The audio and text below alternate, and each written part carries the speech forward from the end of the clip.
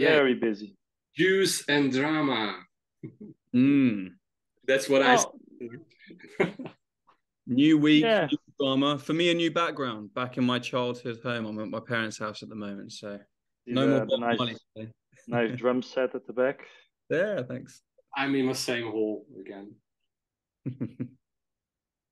All right. Well, I don't think there are any very big issues. I think what was the last thing we covered in the last episode was the tokenomics, I think. Yeah. Yeah, the update, wasn't it? Yeah. I don't think there were any very big updates. I think there are a couple of general things that are interesting to discuss. We had the AMA. Was it the beginning of this week or the end of last week? I'm not sure. So that was interesting to get a bit of an insight into to what is going on with Hivemapper. So they just very shortly, they are currently working a lot on getting the pipeline better for the customers. So they're focusing. Let's say they're focusing mostly on the customers, making sure the AI workflows and all of the other stuff that the customers want work. What do you mean by the pipeline? You said they're sort of working on the pipeline for the customer. So to go from the images to map features and then to make it available to the end customer, right? So there are quite a few steps in there. So they are really focused on that. I think also from what I understood, most customers are in the US only right now. That's a little bit of a bummer for us in Europe, right? There was a burst in, I think it was Oslo, wasn't it? That they announced yesterday. That's kind of cool. Yeah, that was cool. But most of it is still in the US. So they mentioned they have some small things going in Europe, but that most of the customers are in the US. So that's not terrible news. I mean, we should give them time. It'll probably take at least another year or two before everything is up to scale and before they can probably just go out there and try selling it to European companies as well. So yeah, I think it's that. I think the other thing is that they were very happy in terms of the mapping progress. Before we get into that, just want to tip the hat for the fact that they are so focused on getting clients and making clients happy. From my perspective, I've always said it. That's, at this stage of the project, the most important thing. So well done for the team for focusing purely on that. Yeah, sure, of course, I agree as well. But that takes a lot of time. So that's normal that that entire process takes a while. So we had the AMA. We had a new firmware update yesterday. Did we? Firmware update was yesterday. So a new app version and a new firmware version as well to stabilize a couple of things and also hopefully help with the firmware update. So I shouldn't even get started talking about the firmware update stuff because that stuff has been very irritating over the. It's better now though. Like I looked at it earlier. I actually drove from London to the countryside today, and the fact that they have, when you're downloading the new firmware version onto your phone, it has like a loading tab, so it shows you how much percentage is downloaded, which is great because before there was no transparency there. And I think it's the same when you're pushing it. What would be the newest version, guys? App version. So app version is 6.11.6. And the firmware version is 3.6.9 for the HDC. Yeah. The S version, I'm not sure. 3.6.12 for the HDC. I actually just opened it and it's downloading the firmware now. It says, all right. Look at that. So So I mean, it's better than the last version for sure, but I still very much prefer just a manual update firmware button because it's just so tough to explain to Java. Yeah, you have to open the app. Don't close it, especially those guys that are Uber drivers. They're constantly swapping between apps. So they open up the app. Okay, cool. Okay, now I'm going to open up Uber again. So then the download process stops, and then they have to open it again. So I still very. Would a button fix that though? Because like if you press the button and then they exit the app, it's still like the issue is that nothing works in background. The issue is that if you have it like it is now, there is no big screen that says updating firmware. Do not exit the app. There's nothing there. I'll show it. There's just a simple update in a small line, but most people don't even That's a look great at idea, though. Having it in big letters, do not exit app, and then having the percentage. No, it's just I have a WhatsApp group, so I just tell everyone there's a firmware update, and if there's just a freaking button in there which they click, and then the entire screen just locks, so the user isn't able to do anything, and it has a bar that is a progress, and then they just have to sit there. That's much better than having and trying to do it in the background, but then it doesn't work in the background because if you close screen would be excellent. That was before 2 versions ago. Yes, and then they changed it because people did not understand or something like that. No, they changed it from what I understand because the update process would get in the way of mapping. So if people were mapping driving, it would then at a random time start to update, and then they weren't able to do anything until it updated. But personally, I prefer that much more because drivers they don't have time, they don't want to look at the app, they're doing their own thing. So we need to just have a button there in which we can tell to everyone, click the damn button, your screen will freeze up until the update is finished, and that's it. And even now I have like 3 or 4 drivers. The whole update situation was like, how long did it take? Like a minute or 2 to update? That depends on your internet speed, and that's a good point because I have a couple of drivers in Brazil right now in which it took 45 minutes to download the firmware. So on a mobile connection, which failed, and now it's bricked, and now we're trying a bunch of things in order to get it to work. So it's still just what? Look at Apple on the iPhone. You still have to click on download and install new firmware, and then it locks up, does the update, and it's finished. It should be the same. Why make it complicated? Why try to do it in the background if it doesn't work? Just add a button, click it, it locks the app, as you said, Leo. It says do not close the app in 150 different languages, and then it'll just update. I think it's much more intuitive. On that point. One step better, just before you do, can we, instead of that, can we just have a SIM card slot and then dash cam, please? So we put a SIM card and everything's just done there, no app involvement, unless something goes wrong and then maybe you get a notification. But yeah, that would make life easier. GPS module as well. You what? Can we have an external GPS module? I don't think any of my drivers would put one up, but well, yeah. I mean that's an interesting point because I've been experimenting with an external GPS module. So there are a couple of community members who have tried that before. That's called the GPS reactive re-radiating antenna. So it's basically an external antenna that you put on top of your car. It passes the signal through a small box which plugs into the cigarette lighter, and then it amplifies the signal and then it radiates it again to the inside of the car. I've been experimenting with that in Brazil. Why? Because in São Paulo it's a concrete jungle, so there are tons of big buildings, and it was working fantastically. So we actually did the math, and with an external GPS antenna, we were getting 40% more images captured than using the standard internal GPS antenna of the dash cam. So the internal GPS antenna was constantly failing. So the light in the middle was going on, off all the time.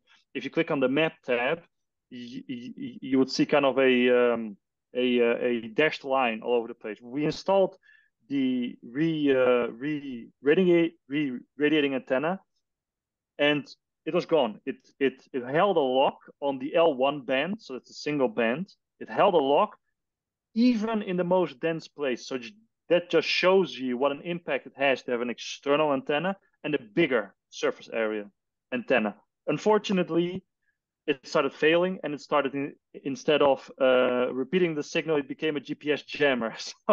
So neither the phone of the driver, neither the dash cam was getting a signal. I have no idea why. I have 3 of these systems going in there, and they all turn into jammers within 48 hours. So now if you turn it on, it won't do anything. Basically, also, so basically now nobody can find Brazil on the map. Yeah. So actually, it was so bad that even Waze on the phone would show that you were in like another continent because of the GPS jammer. But I have no idea why it happens. But I'm kind of for my own fleet. I started moving the dashcams away from Europe to São Paulo, Brazil, because the days are getting shorter, or they are already short here in Northern Europe, and the bonus rewards are getting to an end, right? So for those that are aware, there are a couple of places in the world that have a 3x bonus. So that's that's London, Holland, and Portugal, but that's going to end the 31st of December, and then it's going to go back. So I'm moving everything over to Brazil. But because it's summer there, I've been having some more issues quickly. So one of the issues we've been having is the dash cams were shut down completely for like 40 minutes, and then it would restart because of the heat.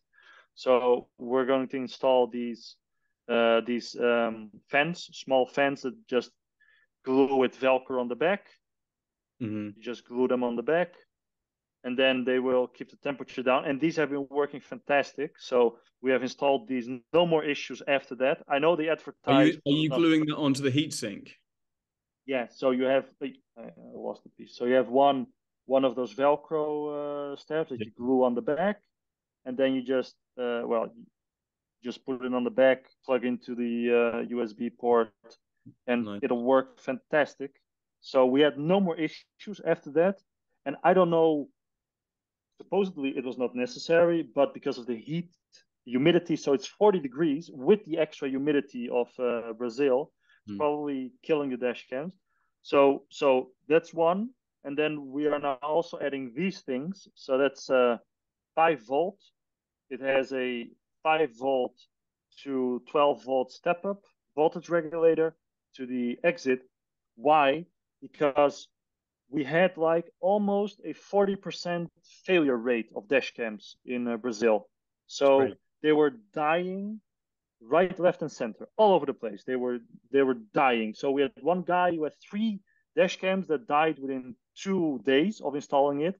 And I think it has something to do with a voltage spike on the alternator of the car when you turn it on. So we started installing these things because they regulate from 5-volt to 12 volts. After that, no more issues until now. No more dead dash cams, nothing. So that's great feedback for the Hivemapper team, I guess, because could they just put a regulator in there, like in one of the next additions to the dash cam? I mentioned it to John, but they said that they couldn't find the reason for it. But these things are quite cheap, so it's like $10 or something like that. So it's not 100% certain that that's what's happening, but we had no more issues after this. And how long has it been since you installed those? So that's been about 3-4 weeks, and we had no more issues after installing these things. So even if it's just a fail-safe, I think it's still very much worth it. I mean, it's still add-ons and etc. But these two things are quite cheap. Now the GPS is a different story, because the radiating antennas, they are starting to act more as jammers. So I still have high hopes that Hivemapper finally releases an external GPS dongle. I mean, Guang, who's been helping with the design of the third-party dashcam, which is on pause still, he actually designed one of those modules and shipped it over to Hivemapper. So I'm very much hoping that they will make an external GPS antenna, because my drivers in São Paulo don't care. If you tell them, hey, you're going to get 40% more imagery, they automatically want it, because they know 40% more imagery means 40% more tokens, which they have absolutely no problem. In the beginning, I was a bit hesitant. I thought that they wouldn't do it, But after installing 3 of those systems, no issue. People just say, "Oh, if it gives me more honey, let's do it." You run it out the window. Like, how do you run it onto the roof? So through the rubber of the door. So under the carpet of the car of the driver, through the rubber on the corner, it goes up with a couple of these double-sided clips. Yeah. So you have these clips you can just glue on with double-sided tape, and then it just sits in on top of your car. And, how big is people don't really. It's not very big. It's like the GPS antenna is this size, more or less. So that's 4 centimeters. Maybe with they a would. small. Yeah. It's not. It's definitely, no one has said it doesn't look good. No, because you don't really see it. Yeah. But it's not working properly, and I think just having an external antenna. What you can actually do, if you have the time, I've seen that as well. You can put because you have 2 pieces, of course. You have the receiver and the transmitter. So basically, you can put both the receiver as a transmitter under your roof. It would work as well. The receiver. The receiver does not need to. But the receiver should be on the outside.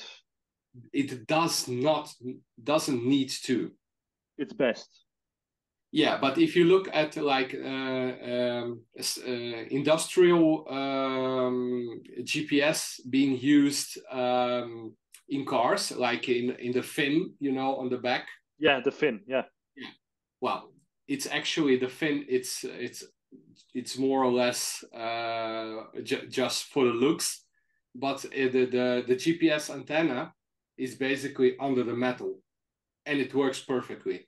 But it's the size of the GPS antenna, so you can better put a bigger size GPS antenna under your roof, and just throw a cable up to the front, and you will not see anything. And you can even connect it directly to the 5 volt or 12 volt, something like that.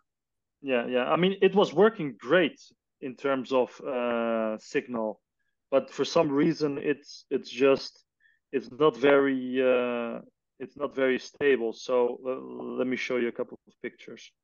So I need one of those, because I drove 2 hours and 15 minutes from London to Suffolk today, and I got 0 GPS lock. Like, when I say 0, I mean like literally the middle light was off for 2 hours and 15 minutes. Yeah, and then with the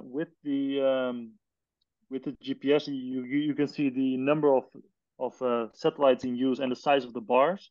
They are much higher than is the case if you have it without the module, which the bars are much lower. So it definitely works very well, but it's not stable. It turns into a jammer every once in a while. You have those things on Amazon as well. They cost like something like $15 to $20. You have these antennas. You can buy them. But what prevents me from doing that?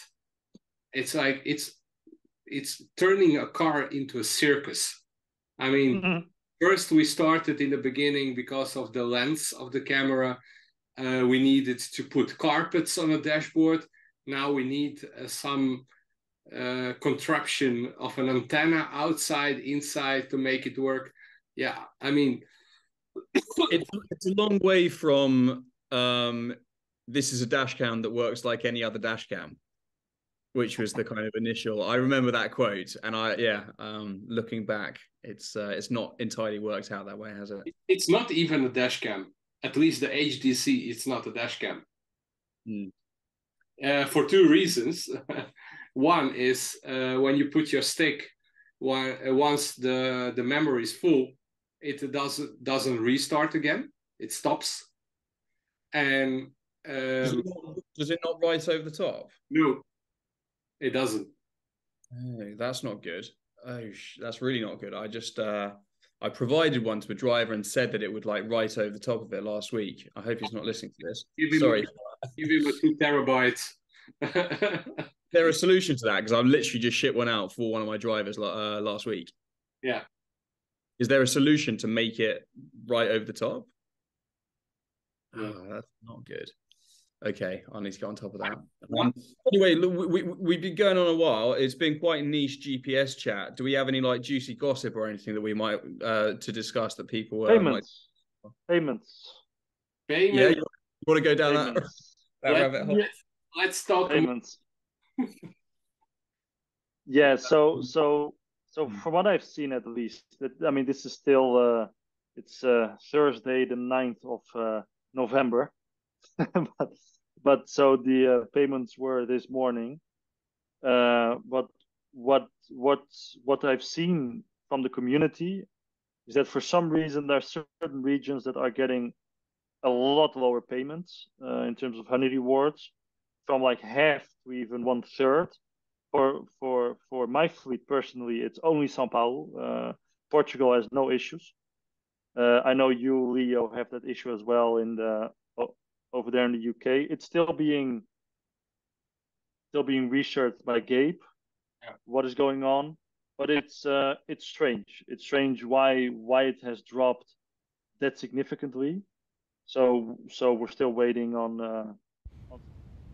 Hey guys, quick update on the rewards issuance. It's a few days after we recorded the podcast, and we have actually now had a additional round of transactions go out. There was a couple of announcements on the Hivemapper Discord channel saying that there was a database sync issue, which meant that not all the rewards were reflected under the Honey tab of the Hivemapper app, but Gabe said, however, the transactions did occur.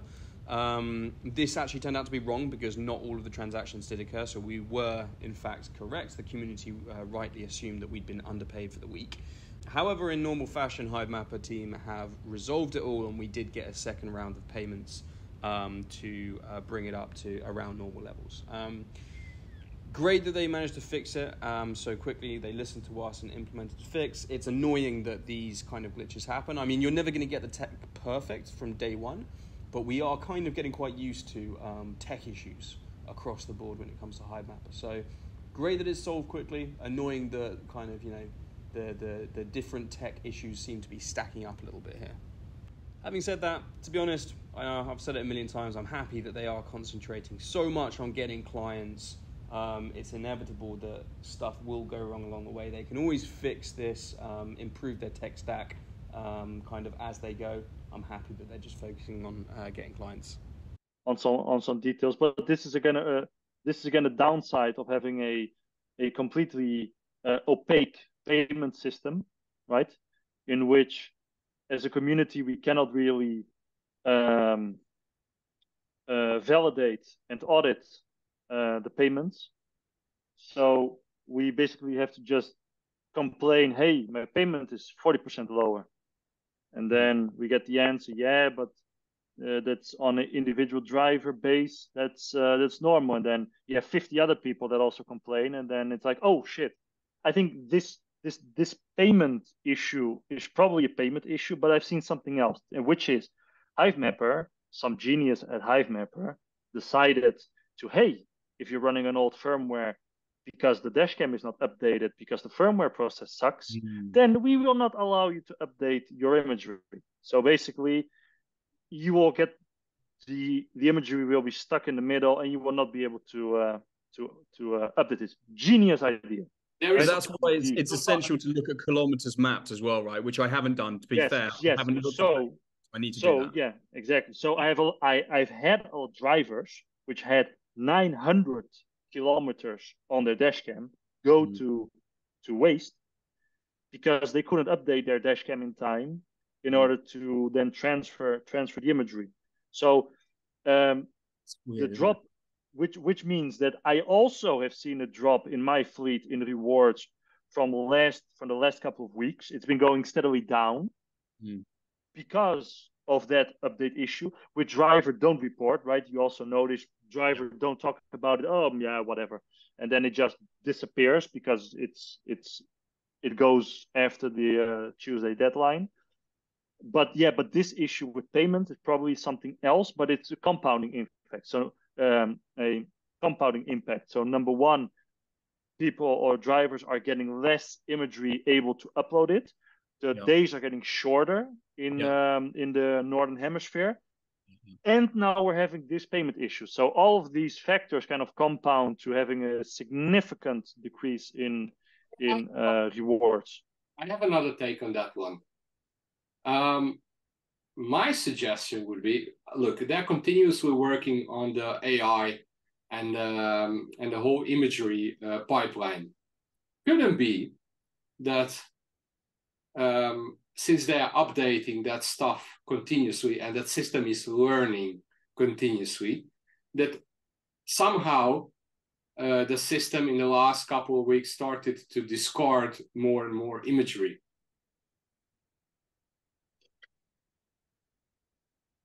That is also, I have to agree with you that you might have a point. And the reason being is that I've seen that, normally we can have a calculation, right? 10,000 imagery or 10,000 images would be between, 90 and 110 kilometers, more or less.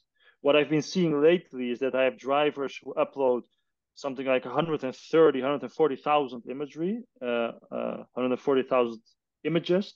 But then in the Explorer, it only shows like 60 kilometers. So I'm like, what's happening with the remaining kilometers? Yeah, but that's easy to explain. So basically, the slower you drive, the less images you collect. The faster you drive, the more images you collect. It's not linear. So you think it's that variation? It could be as well. So that's the difference in the amount of images. But my issue is the transparency of the whole thing. So basically, a time ago, I asked, many times, give us every week a couple of basics on the calculation. I want to know the average freshness. I want to know the amount of kilometers that I exactly driven for that payment, and I want to know exactly what region I touched, so I can do some statistics over time. But somehow that seemed for them hard to do. What Gabe did in Discord is give kind of average honey reward per kilometer. I think that those type of things are very useful, because then we can actually go back and do some manual calculations to kind of fact check it. But I agree. I mean, there's no way for the community to kind of prove. I mean, how do you prove that there is an issue, right? I mean, well, one thing we haven't done yet is look at the amount of tokens issued in total, and have they gone down by half or a third in the last week or two?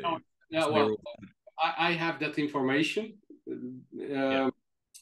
So Josh took a look at that, and the amount seemed to be normal. Did he look for last week? No, he looked for this week. Yeah. I mean, there's like, just to clarify as well, it was only a few hours ago that this discussion on Discord started, like, oh, my rewards are a half or a third, and it's still like open. So they've said like perhaps maybe not all the rewards have been issued yet. So we're still waiting. Maybe more will come. That should probably be clarified as well. But I'd be really surprised if today the same amount of rewards were issued as, let's say, 2 weeks ago on reward day. And because we do not have a June dashboard anymore, even though it had its limits, those things really help, right? Because we're able to track what happens on a week. We can still track suppliers, just a lot harder. You have to do it in bird eye, but yes, someone should have a look at that. But that's much more complex than having a simple dashboard. For sure. My taste, there is a little bit too much trust me, bro thing going on. Because basically we need to trust them blindly, which we can, I suppose. But then again, what Ariel always said, oh, I have the data, so I'm speaking the truth. You don't have. Okay, give me the data then, and then we can. I would actually kind of back you up there, Mladen, because you know that I am forever you call me naive. I'm forever the optimist. And I don't think there's anything like dodgy or anything that going, but I think the team's doing an incredible job. And I think that, you know, there's just a lot to do, etc. But what I do know is that there's issues with Explorer. The numbers aren't showing up properly. There's glitches in the system. There's glitches in the hardware. So there's stuff going wrong. Therefore, I don't want to have to trust anybody, because there are errors that have been happening like consistently over the last year or so. So it's like, I obviously don't think there's any funny business or anything like that going on at all, but I don't want to have to trust them. Like, all of the information should be there. And I agree with you, like the rewards calculations and where you've been mapping, freshness you've been touching, all of that kind of stuff. It's all within the calculation. There's no reason why that couldn't be public. There is, well, maybe it is. I don't know. Yeah, I concur. I think that type of stuff should be public. For us to, you know, Hivemapper is still a young company. It's not like they have 10,000 people working for them. So stuff will go wrong. Stuff will break. That's fair enough. They won't be able to always detect what is breaking on their own, because they're busy. They have stuff to do. So, for example, what happened today with the payment is just an example of something that can go wrong, in which, oh no, everything looks great, let's carry on. But if we do not have any data to fact check anything, to audit, once again, then these things won't be caught, and then in the end of the day, it'll be bad for everyone, because if you have a driver that receives half of what they were receiving, maybe they will complain, maybe they'll turn the dash cam off, maybe they'll set the dash cam on fire. I mean, who knows? I mean, maybe you'll go yourself. If we are talking with each other, I want to talk based on the same facts, based on the same data, based on the same thing. So you cannot use the lack of data on my side to convince me to trust you while you have the data. So 100% should be an evil player field. And as Meije said, it's like that, it's an extra layer of security, right? It's an extra like bunch of eyes looking at it when a small team can't be paying attention to everything. So I totally agree. I mean, because right now we have. Sorry, no, you go. No, I was just going to say that right now we have a couple of wizards that are constantly on Sol Scan on the Solana Explorer, like a detective going through all of the different transactions, and they do find some very interesting things. Like, for example, the operational rewards that was kind of in the documentation, but that none of us had an idea that it was quite a big impact on the amount of tokens that were issued. Like those type of things, you have to go through the Explorer to really dig down and to find it. 100%. But go ahead. No, it's far less interesting. All I was going to say is I literally have to dash. I have to go. I was meant to have gone at 8 o'clock. So you guys wrap it up. I'm going to jump off, but you guys can. I think we're done. I think there's no more news, so I think we can just call it quits. So anything else you want to add? No, I think for the next time, just let's leave it with a cliffhanger. Let's try to talk about the future of bounties and bursts. That seems to be an interesting thing to talk about, because the bounties are expiring. A lot of bounties are in Europe, but there are no European clients. So let's try to see what could be the future of these things, because for a lot of Europeans, especially in the northern part of Europe, without the bounties, it's going to make less sense to map. So let's try to see if we can find some constructive way to you can meditate on that. Well, let's meditate on that one. Yeah, sounds good. Sounds good. All right, guys. See you next time. Yeah, till next time. Cheers. Cheers. Bye. Bye.